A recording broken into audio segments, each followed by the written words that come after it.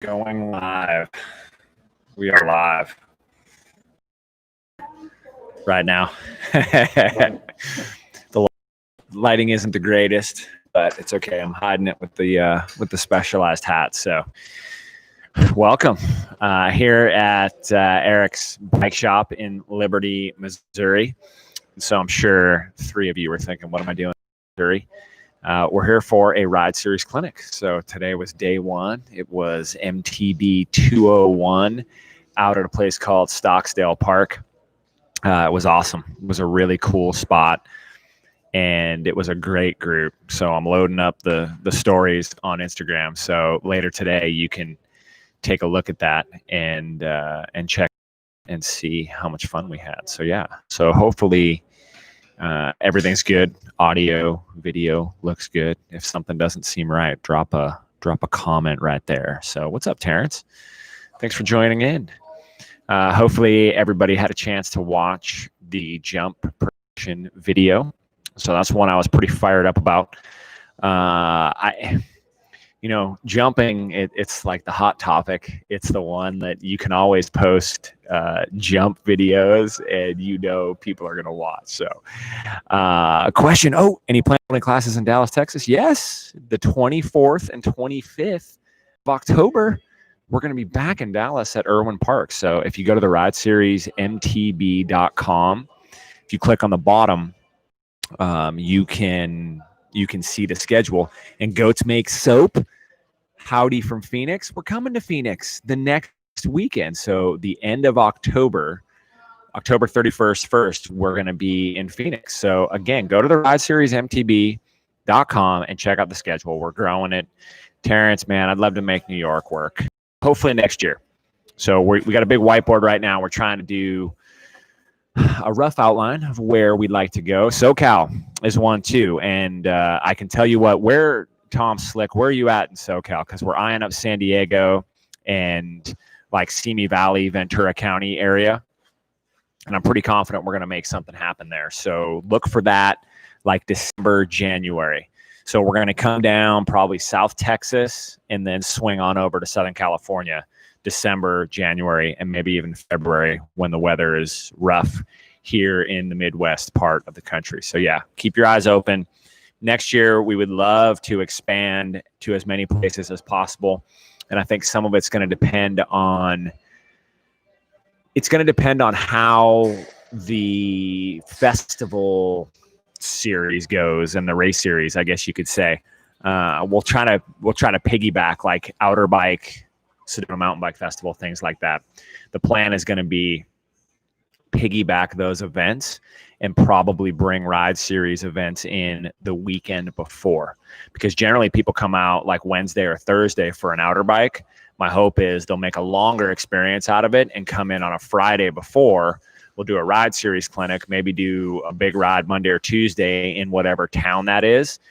Then everybody gets a chance to hang out at Outer Bike and sample the goodness of that. So yeah, we're working. Yeah, NEMBA Fest is one I'd love to get to. I'd love to get to all of those festivals if possible. It's a lot, it's a lot of travel.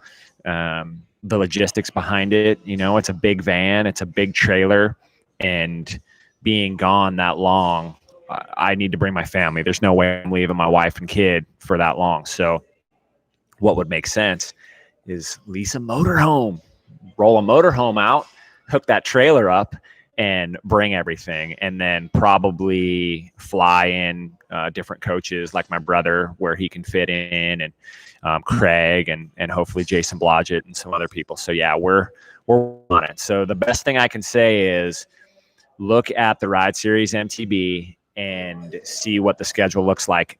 And I'll also use this to talk about that. So as I said, I've been doing pretty decent about doing one of these a week, and I'm going to try to get Rob on a little bit more, and this will be the opportunity for me to give everybody insight as to where we're planning to go, because part of it comes back to this. Like New York, if I can get a class filled in New York, we'll come out and do it. So what that means is we need to get some insight. Like this is a prime example. So I reached out to Will here at Eriks and said, hey man, I'd love to come out to Kansas City area and do it. And he was awesome. Like, to partner up with Eriks, they came out, support today, grilled up some burgers and some dogs, had some amazing honey Dijon chips, but they were good.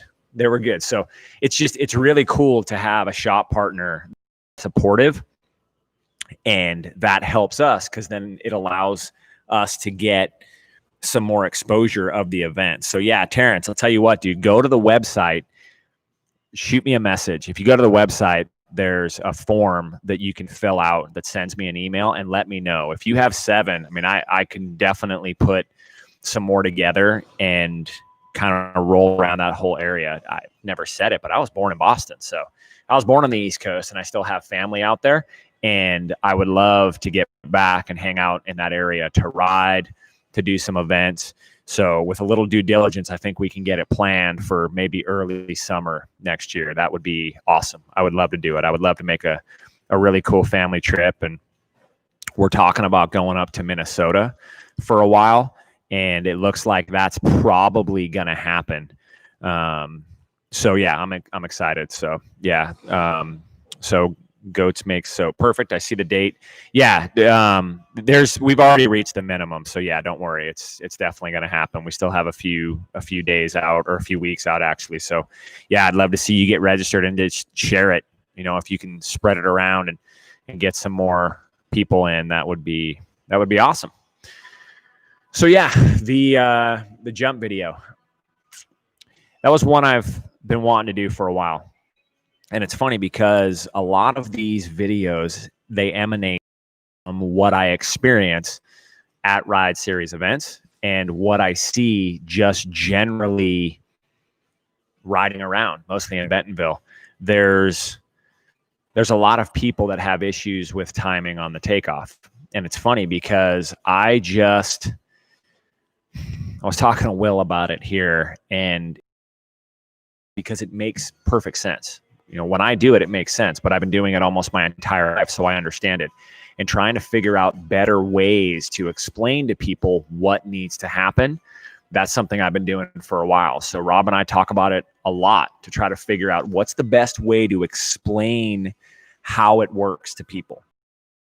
And it's difficult, you know, it's when you break it down, especially as an older rider, trying to jump a bike is just not natural. Your brain doesn't like it. So you have to almost circumvent those circuits in your brain and put yourself in a situation that's very uncomfortable. But once you do that, then you start to get that, and it makes a little bit more sense. And it's funny because there were some jokes about, oh, I see a common theme here, drive through the heels.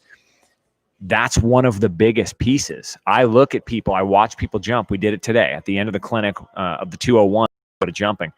And I watched a lot of people go through, and I just look at their feet, and the feet can really dictate what's going to happen. So if you understand coming in, standing tall, and dropping in and opening up. So essentially you have the takeoff. If you're pushing into the takeoff, generally that doesn't work very well. What you need to do is preload before the takeoff and open as you come up the takeoff. How aggressively you open and how long you stay open is going to help create lift. The other piece, though, is driving the heels down. So the takeoff isn't over until you get off with the rear wheel.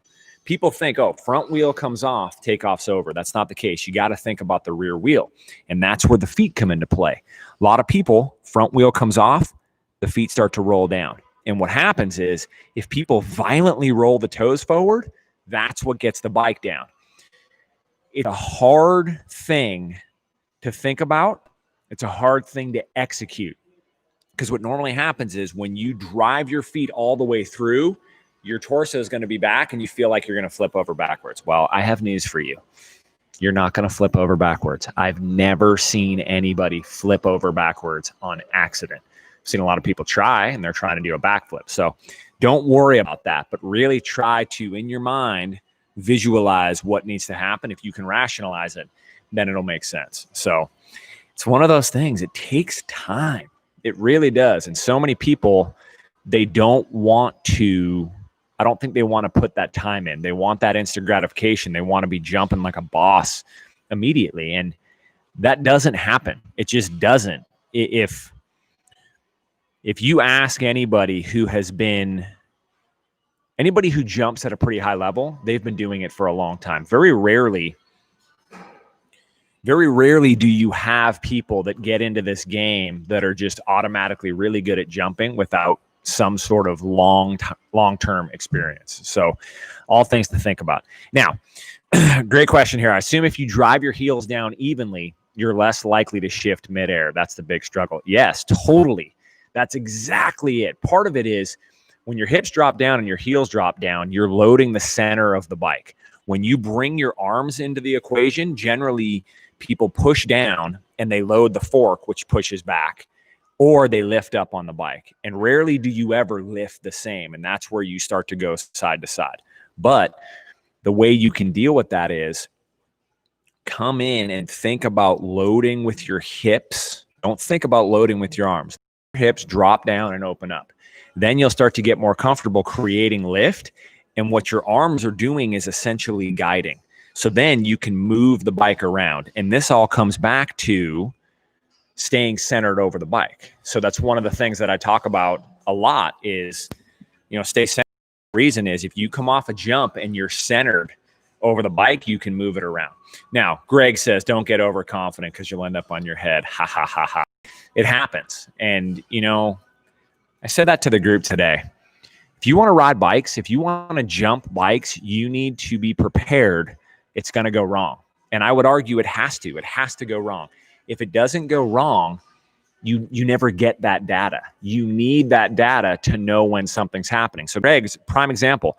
I didn't see it. He explained it to me. I would imagine now, if a similar thing happens, he will start to make adjustments. That's the way it works. So something happens, you have an issue. Hopefully you have the wherewithal to remember what happened. The data is there. Can you access it? So you come through and a similar thing happens. You've now experienced that. So you're in a better position to make an adjustment to have a better end result. So Greg, I hope that makes sense. It wasn't for naught. And trust me, man, it happens a lot. It's just, yeah, you're right, John. We're defined by our pain and our suffering and our experience. It's all about our experience. I've tried to tell people over and over again, I have a lot of time jumping a bike. And generally when we do these ride series events and we get to jumping, I explain that by quickly moving the ramp back a great deal. And the last couple times I moved it back like 25 feet. Now, mind you, this is foolish. And I've been waiting for it to go wrong. And so I move the ramp back. I'm cold. I'm not warmed up. And I come ripping in and I hit this thing. And there's been a couple times recently where I've come in and hit it and my timing's a little bit off and I get bucked bad and I feel like I'm going to go over the bars. And it's funny because I land and I come back shaking my head, but the group's looking at me and they're like, dude, why are you shaking your head? That looked awesome. And I kind of laugh for a second and then I grab the camera and I show them the video in slow motion. And when they see it in slow motion, they go, whoa, dude, that's crazy. We didn't even realize that. They didn't realize it because before the rear wheel came off or right as the rear wheel's coming off, I already know something's wrong and I'm shooting my hips back to counter that and hopefully right the ship. That's the point that you end up getting to. But it takes a lot of time and a lot of experience to get to that point. And I think the more people appreciate that, the more you respect it, the more you embrace it, the better it's going to be. And it's hard, you talk about the human condition, John. Part of the human condition is to want instant gratification and to want to be really good as quickly as you can. And I appreciate it. Trust me, I do. But I think when you can put yourself in a situation where you can find a great spot and you can drill it over and over and over and make small adjustments and really think about that feedback, you can put yourself in a position to be much more proficient on the bike and jumping. And it's not just jumping. I mean, turns are a prime example. probably even more so than jumping. There might be more nuance with turns because there's so many different types of turns. It's the same thing. I mean, you got to practice. You got to be real with yourself. You have to find ways to make improvements and take them incrementally. And when days don't go well, you got to chalk it up to, I can't constantly be making progress. So yeah, it's funny when you talk about the controlled conditions, John. That's important because if there's impediments outside of your mind, that makes it very difficult. And this conversation comes up a decent amount. Like people talk about, well, it's not real because it's not on the trail. I agree completely. I don't want it to be real. The TRS ground school is very unrealistic.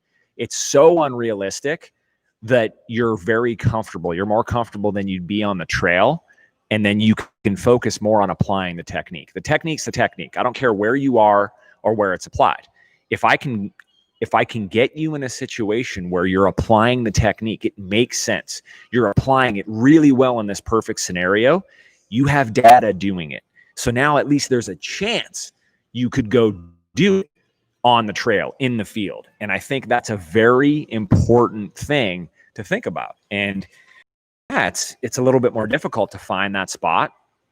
You have to invest in the implements. I mean, there's a lot more work to do it that way.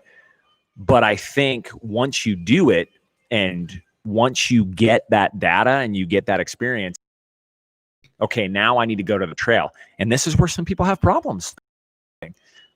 They roll out and they're all fired up, they're confident, and they don't ease in as I tell them. It's funny now, I tell everybody, ease in. Like, you did great here. You hit a 12-foot gap. Don't go find a 12-foot gap. Find a small table and get more comfortable with how it feels to load in and create some lift. So I think that's the beauty of what we do at the ride series, especially the jump session. And it's 4 hours dedicated to jumping. And what we do is we put people in situations where you get rep after rep after rep after rep. I mean, it's an obscene amount of reps. And Greg can attest to this. And he's a super fit dude. It's 4 hours of, we make you take breaks and we look at a lot of video, and that's what helps, seeing video in the moment, because what you think you're doing and what you're actually doing, rarely are they ever the same thing. And when you can see it and we can compare and contrast between either myself or one of the other coaches, it makes a little bit more sense. Usually people, they're not loading through the heels like they think. They're not coming in as tall as they think. They're not maximizing that preload and open. And beyond that, it's time. It's time working the timing, like you saw in this video with Jennifer. And if you haven't watched this video yet, I think it's 19 minutes, give or take. I think it's a really good video because there's a lot of valuable information. And it's funny because when I watched it, I'd forgotten about that. Because it's been a few weeks. Actually, it's been over a month since we filmed it. And there was a lot of really good information. I stumbled across some gems in there, I think. So I was excited because if you watch it a few times, I think it'll resonate. Trying to break down the timing off the takeoff is a very difficult thing, but hopefully that video helps, and then you can get yourself in a position to get a little bit better about it. Yeah, John says he appreciates the focus on safety and repeatability. Those are two very, very important things. And yeah, somebody brings up the golf swing. The golf swing is similar. The golf swing, once you get to close to where you should be, it's nuance. It's very small things. And those small input changes can have huge outputs. It's the same with what we're doing. And yeah, I'm a big fan of telling people, buy a inexpensive tripod and set it up somewhere, and definitely use a place that you're comfortable with. I think too many people bounce around place to place. It needs to be measurable. If you have a way to measure it, and it doesn't have to be an exact science, but If you have some way to measure it, I think that's key. And what we do, we try to get similar angles. So when I work with somebody in person, I'll set the camera up and we'll roll through one after the other. And what that helps us do is it gets the same angle. So when I'm breaking down your video, you can see it. If somebody sends in a video remote, well, then what we can do is I'll try to duplicate the angle as close as I can. And that helps get it, have it make a little bit more sense. So yeah, it's funny. It's, there's a lot to it. Adam, learning to jump on wide, mellow flow trail so there's room for error. Yeah. Now I'm over jumping and landing slightly off the trail. So Adam, that's a great point and something we see a lot. My advice to you is think about coming in a little bit slower and being more aggressive on the takeoff. So here's an interesting, if you create more lift, if you get higher while you're traveling in space, you're going to go farther. So now if you're over jumping, try to slow down, create more lift to get higher, and then land on that downside. And so as you get more proficient with creating lift, you can come in slower. So you've hit on something that I think is very critical, and it was happening today. You were getting some people that were seeing that. They come in and they start to open up and they realize, wow, if I open up with the ramp, with the suspension of my bike, I'm going to get a lot of lift. And it's funny because I have to be careful about that. If people start the speed up too much and that timing isn't working, the problem is if they come in with that higher speed threshold and the timing accidentally works, they're going to go way further and way higher than they expected. And I've seen that go wrong a few times. So trying to manage that is important. And as a rider, if you can put yourself in a situation where you have a tabletop or something where there aren't a whole lot of repercussions with coming up short, you can do that. So question of how do you combat the dead sailor? There's a few things to think about here. The whole dead sailor thing, generally it's a product of coming into a jump and having your weight too far back. So we're going to break this down a little bit. What I normally see is a couple things. Body positioning is wrong. So if you look at a full suspension bike, I mean, there's a couple behind me, even a hardtail, it doesn't matter. Bikes are engineered to have the center of mass over the center of the bike. So if you do an obstacle and you're behind the center of the bike and it's a full suspension bike, for example, you're going to overload the rear suspension. So what can happen is it can compress and it can shoot back. It's not a matter of your rebound setting. That's a matter of you overloaded bottom and now it's going to push back. For every action is a reaction. So it's body position. You're too far back. But what I also see a lot of times, and this is very unfortunate, people come in with way too much speed into a jump that they're not comfortable with. Everybody compensates with speed. And the problem is, if you take a relatively small jump that's somewhat steep transition and you bring in a lot of speed, you really close the window down, the time window of that jump. Meaning if you're not really aggressive or really dynamic to open up with that, if you open up too slow, it ends up pushing against you. So those are the two things that I generally see. And that's why I try to tell people, slow down, especially if it's a steeper takeoff. Come in to get comfortable with what the timing is like. Once you're comfortable with the timing, you can then come in a little bit faster, come in a mile an hour faster, and then your body inputs have to be quicker. So if you come in faster, it only stands to reason you have to be quicker with your inputs. Again, this is why it's very important for me to have the MTB hoppers. The MTB hoppers are brilliant. They're absolutely brilliant because I have multiple sizes and I can get people comfortable in all of them. And it's funny because today I joked about the largest hopper we have is the Pro. That's generally the one that's easiest for people to deal with because it's longer. It's a longer takeoff, and generally they don't get bucked from it. They have time to deal with that energy. Then I move them back over to a smaller one, and they're all out of sorts because they're like, wait a minute, this isn't working. No, it's not working. If you bring in the same speed as you did before to the smaller one, your body inputs have to be quicker. So that's something that a lot of people, they don't think about, and they don't take the time to try to get better with that. And yeah, John, you're right. It makes mind sense, but to get the body sense is different. And that's so true. And what we see a lot at the Ride Series, people very quickly go into one of two silos. People who were athletes and people who weren't athletes.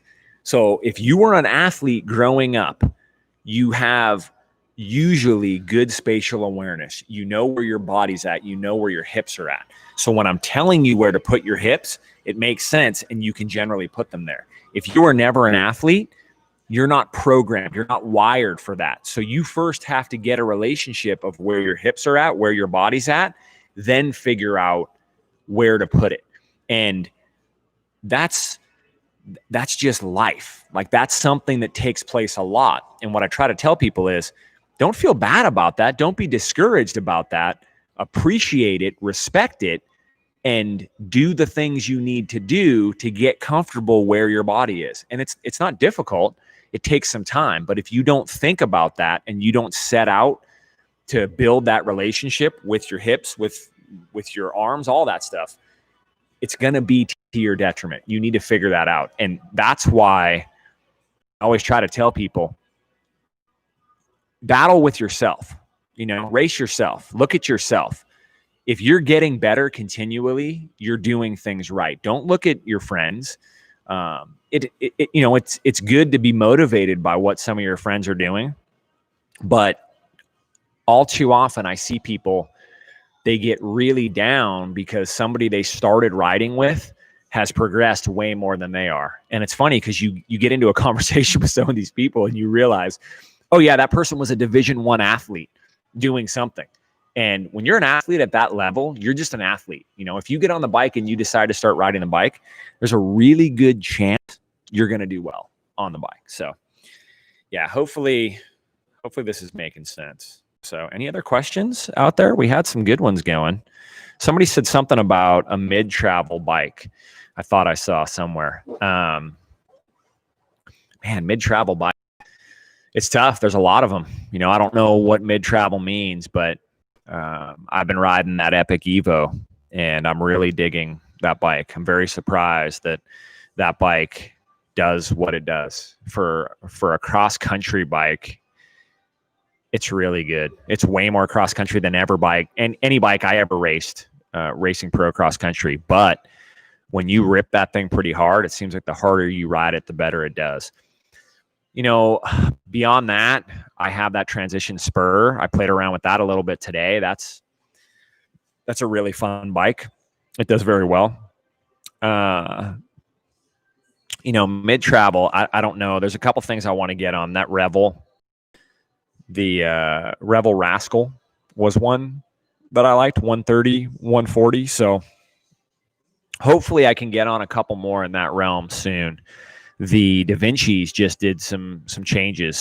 I was very used to it. And the problem I have is this: bouncing back and forth between so many bikes, it gets difficult at times because you can never acclimate to one over the other. And I think I'm kind of unique in that I generally don't care that much about it. I'll ride anything. It doesn't matter to me. Whatever I have, I'll ride. And I acclimate. That's my thing, is I'll make it work. So yeah, the Shimano stuff is definitely getting better. I would like to ride XT, XTR as well, like back to back with SLX, and see if I can feel any differences. I'm impressed with the SLX. It's kind of vague from a tactile perspective when you shift compared to X01, for example, but it's not bad. It works. Again, I've had zero issues with it. And it's funny, drivetrains are a unique thing. Some people have a lot of problems with drivetrains. I've noticed that. Like, I've seen people make posts on Facebook about broken a chain and went through a cassette. I can lay down some pretty decent power, and it's been a long time since I broke a chain. Generally, they work really well. If it's set up properly and you're not really hard on it, you're not just mashing, changing gears under power, generally it's good. Generally, you shouldn't have any issues. But, there's a lot to it. People talk about price of X01. Man, I've had X01 drivetrains that have lasted a long, long time. So, yeah, initial investment will be a little bit higher. But I think from there, you got to look at how long is it lasting, and compare that maybe to some of the Shimano stuff. But yeah, brakes are the same way. It's funny. Everybody's like, well, what brakes do you prefer? I had XT brakes for a long time. I raced some BMEs with 180 rotors, XT 2 pistons with 180 rotors. And it was okay. I didn't have any issues with it. Now I got some Code R's on my Troy when I had it, and 200 millimeter rotors, and oh man, that thing stopped really, really well. So, it's crazy. There's a lot of really good stuff out there right now. And, the suspension element too. Like I got that Fazzari, it's got the DVO on it, and it's the first time I've ever had DVO, and stuff works pretty good. I'm pretty impressed. So yeah, a lot of good stuff.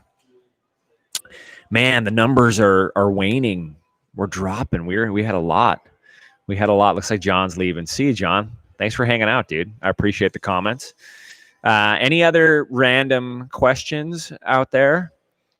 I know I could keep going for a long time, but I'm actually got to get prepped for tomorrow. Got some video I got to run through and get ready. We got a solid group coming out tomorrow for the jump session here at Stocksdale Park. So again, if you go to my Instagram at @TheRichDrew, you will see some of the videos from today. There wasn't many because I'm out there running this one solo style, but it was fun. It was a good group. So take it easy, Greg. I hope you healed up and everything's good. So, all right, yeah, I think this was a good one. We'll keep it at a little under 35 minutes. So, thanks for tuning in, everybody. As I said, we're going to keep doing more of these. I think I have Rob dialed in. So the goal here is to do one a week at least and get Big Bro Rob in. So yeah.